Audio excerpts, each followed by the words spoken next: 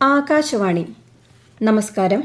പ്രത്യേക വാർത്താ ബുള്ളറ്റിൻ വായിക്കുന്നത് കാർത്തിക വിശംഭരൻ.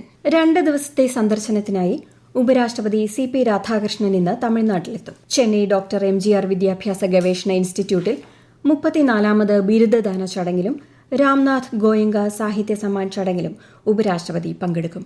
ലോക് ഭവനിൽ ഉപരാഷ്ട്രപതിക്ക് പൌരസ്വീകരണം നൽകും. നാളെ അദ്ദേഹം വെല്ലൂരിൽ ഒരു ചടങ്ങിലും പങ്കെടുക്കും. ചെന്നൈയിൽ 9ാമത് സിദ്ധ ദിനാഘോഷത്തെയും ഉപരാഷ്ട്രപതി അഭിസംബോധന ചെയ്യും.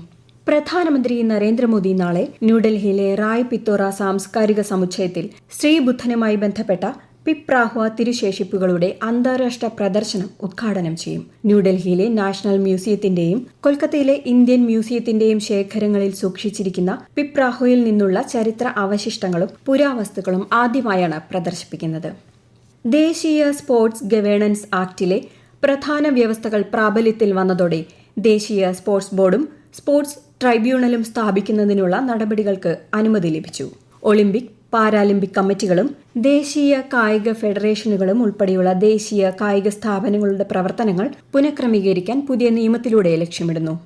ഫെബ്രുവരി 1 മുതൽ ഇറക്കുന്ന പുതിയ ഫാസ്ടാഗ് ഉപയോഗിക്കുന്ന കാറുകൾക്ക് നോ യുവർ വെഹിക്കിൾ കാർഡുകൾ നിർത്തലാക്കുമെന്ന് ദേശീയപാത അതോറിറ്റി. പൊതുജനങ്ങളുടെ സൌകര്യം വർദ്ധിപ്പിക്കുന്നതിനും ഉപയോക്താക്കൾ നേരിടുന്ന ബുദ്ധിമുട്ടുകൾ പൂർണ്ണമായി ഒഴിവാക്കുന്നതിനുമാണ് നടപടി. കാറുകൾക്കായി ഇതിനോടകം വിതരണം ചെയ്തിട്ടുള്ള ഫാസ്ടാഗുകളുടെ കാര്യത്തിൽ പതിവ് നടപടിക്രമമെന്ന നിലയിലുള്ള KYV ഇനി നിർബന്ധമായിരിക്കില്ല. ഫാസ്ടാഗ് ഇഷ്യൂ ചെയ്യുന്ന ബാങ്കുകൾക്ക് ബാധകമായ പ്രീ ആക്ടിവേഷൻ സാധൂകരണ മാനദണ്ഡങ്ങളും ശക്തമാക്കി. കേരള ഹൈക്കോടതിയിലെ പുതിയ ചീഫ് ജസ്റ്റിസായി ജസ്റ്റിസ് സൗമെൻ സെൻ ചുമതലയേൽക്കും. നിലവിലെ ചീഫ് ജസ്റ്റിസ് നിതിൻ ജാംദാർ ഈ മാസം 9 വിരമിക്കുന്ന ഒഴിവിലാണ് നിയമനം. ജസ്റ്റിസ് സെൻ നിലവിൽ മേഘാലയ ഹൈക്കോടതി ചീഫ് ജസ്റ്റിസാണ്. 13ാമത് ദേശീയ സരസ് മേളയ്ക്ക് ഇന്ന് പാലക്കാട് തുടക്കമാകും. കുടുംബശ്രീ മിഷനും കേന്ദ്ര ഗ്രാമവികസന മന്ത്രാലയവും സംയുക്തമായി സംഘടിപ്പിക്കുന്ന മേള മുഖ്യമന്ത്രി പിണറായി വിജയൻ ഉദ്ഘാടനം ചെയ്യും. ചാലിശ്ശേരിയിൽ ഈ മാസം 11 വരെയാണ് മേള. വിവിധ സംസ്ഥാനങ്ങളിൽ നിന്നുമായി 250-ലേറെ സ്റ്റാളുകൾ മേളയിൽ അണിനിരക്കും. സാമൂഹിക പരിഷ്കർത്താവ് മന്നത്ത് പത്മനാഭന്റെ 149ാം ജയന്തി ഇന്ന്. പെരുന്നയിലെ NSS ആസ്ഥാനത്ത് ജയന്തി ആഘോഷങ്ങൾക്ക് തുടക്കമായി. സാമൂഹ്യ സേവനത്തിനായി ജീവിതം സമർപ്പിച്ച മഹത് വ്യക്തിത്വമാണ് മന്നത്ത് പത്മനാഭനെന്ന് പ്രധാനമന്ത്രി നരേന്ദ്രമോദി അനുസ്മരിച്ചു. ആരോഗ്യം, വിദ്യാഭ്യാസം, സ്ത്രീ ശാക്തീകരണം തുടങ്ങിയ മേഖലകളിലെ അദ്ദേഹത്തിന്റെ അതുല്യമായ സംഭാവനകൾ പ്രചോദനാത്മകമാണെന്നും ശ്രീ നരേന്ദ്രമോദി സമൂഹ മാധ്യമത്തിൽ കുറിച്ചു.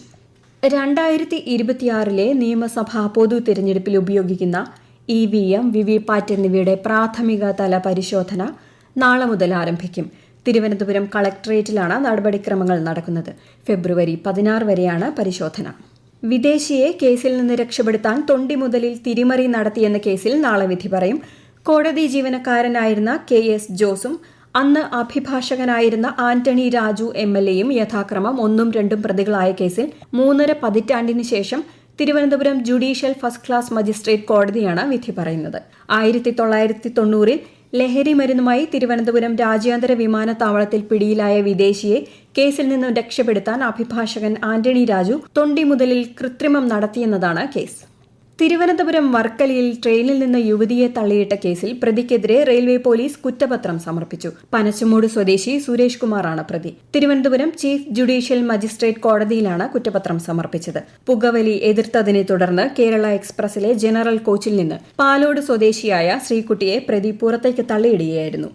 മണ്ഡലകാല മഹോത്സവത്തിനായി ശബരിമല ക്ഷേത്രനട തുറന്നതു മുതൽ ശക്തമായ പരിശോധനാ നടപടികളുമായി എക്സൈസ് വകുപ്പ്.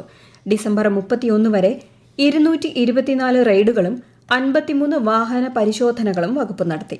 അനധികൃത പുകയില വിൽപ്പനയുമായി ബന്ധപ്പെട്ട് 895 കേസുകളും രജിസ്റ്റർ ചെയ്തു. കനത്ത മൂടൽമഞ്ഞിനെ തുടർന്ന് രാജ്യത്തിന്റെ വിവിധ ഭാഗങ്ങളിൽ ട്രെയിൻ ഗതാഗതം തടസ്സപ്പെട്ടു.